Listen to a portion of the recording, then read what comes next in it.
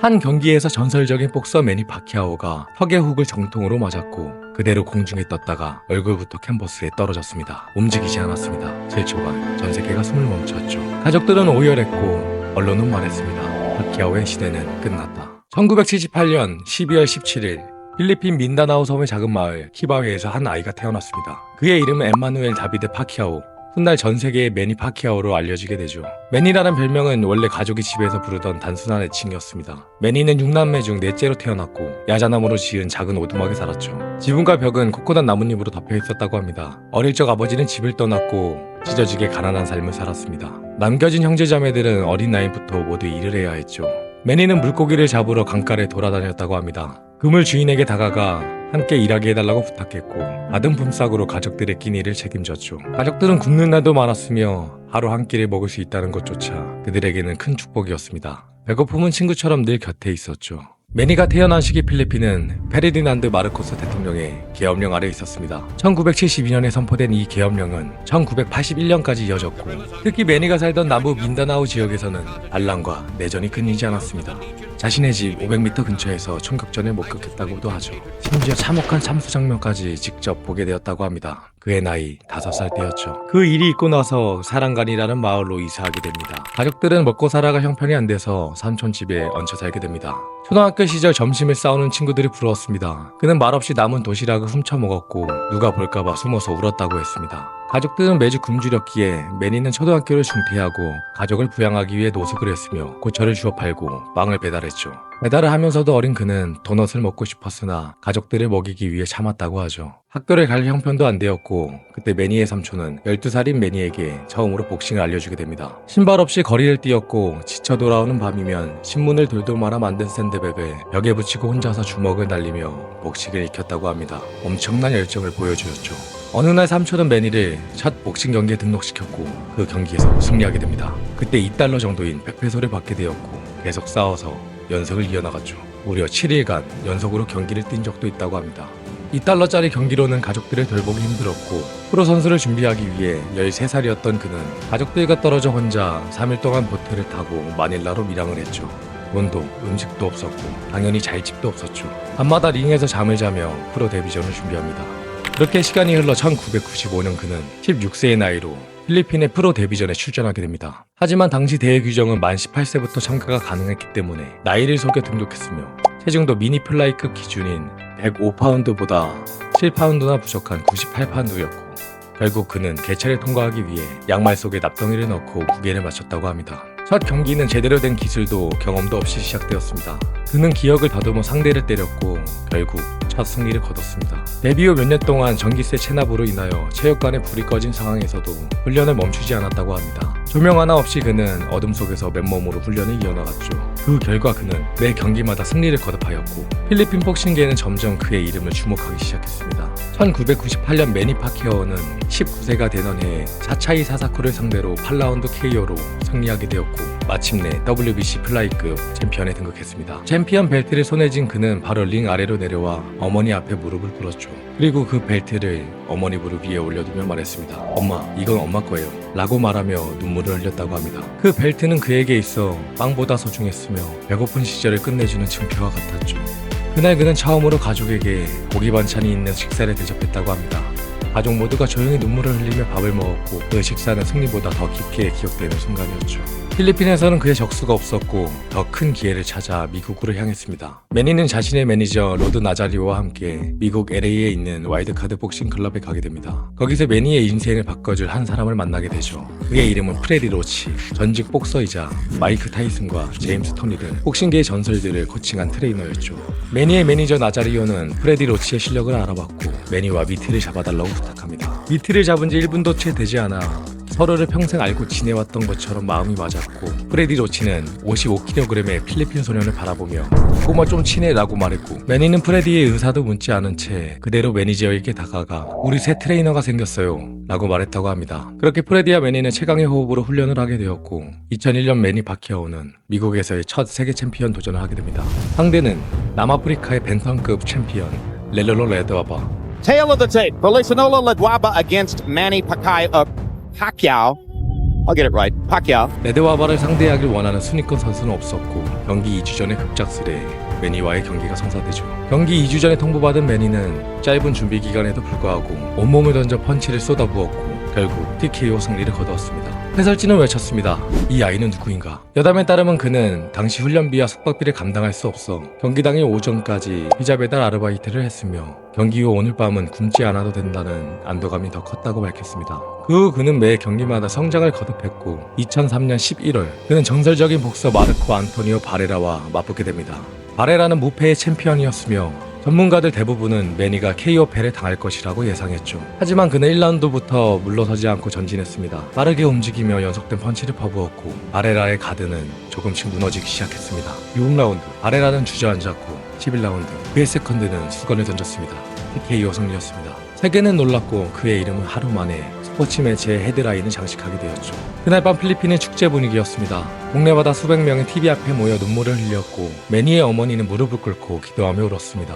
매니는 말없이 눈물을 삼켰고 그날 그는 가난한 소년에서 세계 챔피언으로 거듭났습니다. 2004년부터 매니 파키아오는 전설이 되기 시작했습니다. 그는 하나씩 복싱계의 전설들을 꺾기 시작했으며 후안 마누엘 마르케스, 에릭 몰랄레스, 데이비드 디아즈 등 수많은 챔피언들과 전설들을 무너뜨렸습니다. ESPN, HBO, 폭스 등 모든 방송사가 그의 하이라이트를 내보냈고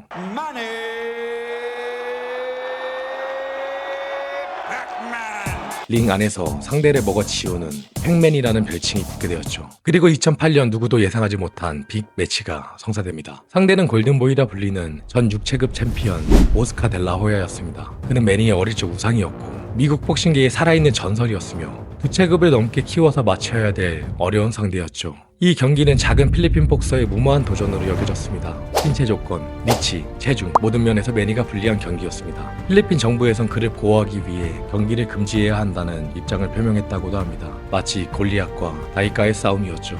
하지만 그는 물러서지 않았습니다. 그렇게 경기는 시작되었고 매니는 엄청난 스피드로 경기를 압도해갑니다. 호야를 몰아붙였고 호야의 얼굴은 점점 부어오르기 시작했습니다. 그 결과 8라운드 종료 후 오스카 델라호야는 자신의 의지로 경기를 포기하고 링을 떠났습니다. 이 경기 이후 골든보이는 은퇴를 선언했고 오스카 델라호야의 경력을 매니가 끝내게 되죠. 이 승리는 세계 복싱계를 뒤흔들었고 미국 주요 언론은 매니 파키아오를 새로운 복싱의 아이콘으로 소개했습니다. 세계 챔피언에 오른 매니 파키아오는 엄청난 유명세를 얻게 되었고 그를 향한 광고, 협찬 요청이 쏟아졌죠. 사람들은 그를 무하마드 알리 이후 최고의 복싱 스타라고 부르기 시작했습니다. 매니는 복싱링을 넘어 다양한 분야로 활동을 넓혀갔습니다.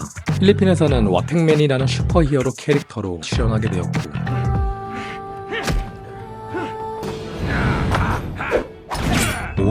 영화에도 모습을 드러냈으며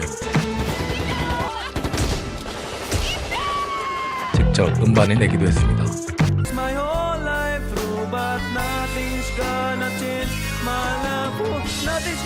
하고 싶은 거 다 했죠. 정치에도 도전했습니다.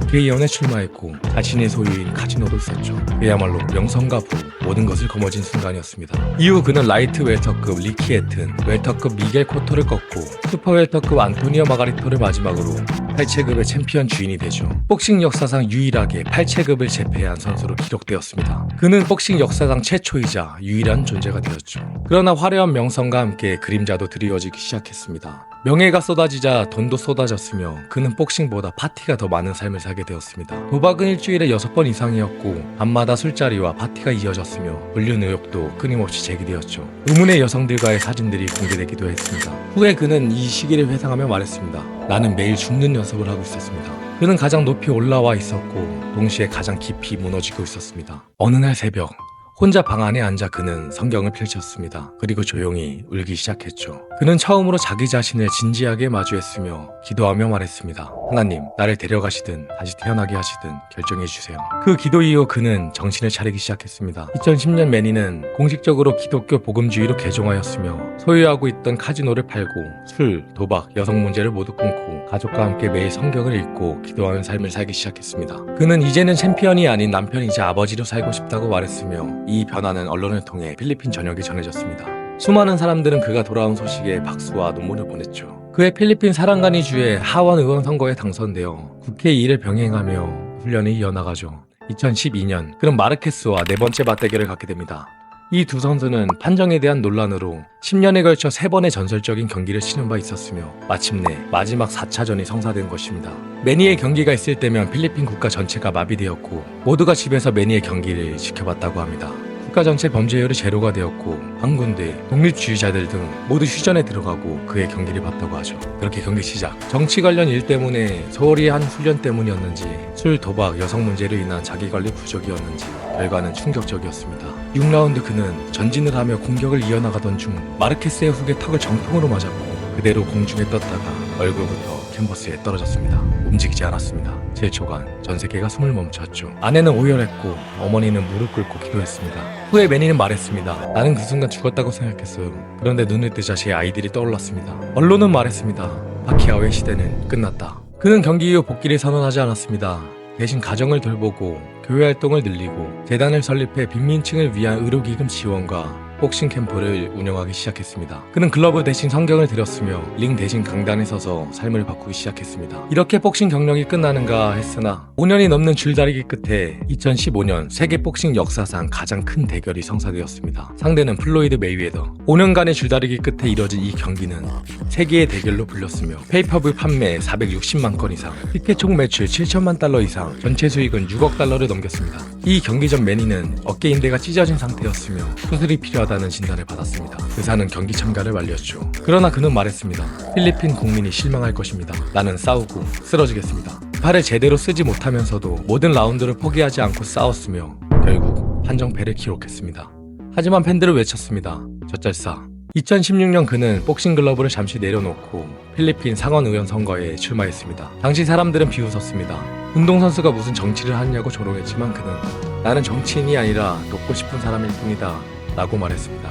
선거에서 그는 당선되었고 곧바로 행동에 나섰죠. 빈민을 위한 공공병원 예산 확대, 무료 급식소 설치, 청소년 체육교육 확대법 통과, 빈민층 임대주택 3,000세대 공급 등 그는 정치인이 아니라 진심으로 봉사하는 사람이었습니다. 2019년 모두 매니가 은퇴했다고 생각했을 때 그는 다시 한번 링에 올랐습니다. 상대는 무패복서 키스 서먼이었습니다. 서먼은 매니보다 10살이나 어렸고 젊고 빠른 선수였죠. 매니는 말했습니다. 이 경기가 인생 마지막일 수 있습니다. 하지만 나는 아직 끝나지 않았습니다. 경기 시작. 1라운드 그의 전매 특허인 라이트 훅이 서먼의 턱을 강타하며 다운을 얻어냈고 12라운드까지 이어진 이 경기에서 매니 파키아오는 판정승을 거두었습니다. 그는 40세의 세계 챔피언으로 복귀한 역사상 가장 나이 많은 웰터급 챔피언이 되었습니다. 이후 2021년 9월 그는 정식으로 복싱 은퇴를 발표했습니다. Goodbye boxing. 그리고 이듬해 2022년 필리핀 대통령 선거에 출마하게 되지만 당선되지는 않았죠. 그는 정치에서 한 발 물러나서 자신이 설립한 매니 파키아오 재단을 확대했습니다. 인민가에 1000채 이상 집을 지어 무료로 나눔하고 인근지역 어린이 및 가족들을 위한 무료 급식소, 무료 진료소를 설치하였고 장애아동, 미혼모 가정을 위한 지원 사업도 함께 추진하고 있습니다. 그는 복싱 역사상 전무후무한 기록을 남겼습니다. 8체급 세계 챔피언, 62승 2무 8패, 39번의 KO 승리, 단일 경기 6억 달러의 수익, 세계 페이퍼뷰 판매 1위, 명예의 전당에 오르기에 충분한 경력과 정신을 지닌 선수였습니다. 그는 일전 은퇴 발표 중 말했습니다. 나는 가난 속에서 태어났습니다. 주먹으로 세상을 두드렸고 이제는 손을 펴서 세상을 감싸고 싶습니다. 매니 파키아오, 그는 단순한 챔피언이 아니었습니다. 누구보다 작게 태어나 누구보다 크게 살아낸 인물이었습니다. 매니 파키아오의 이야기였습니다. 시청해주셔서 감사합니다. 인터리텔링이었습니다.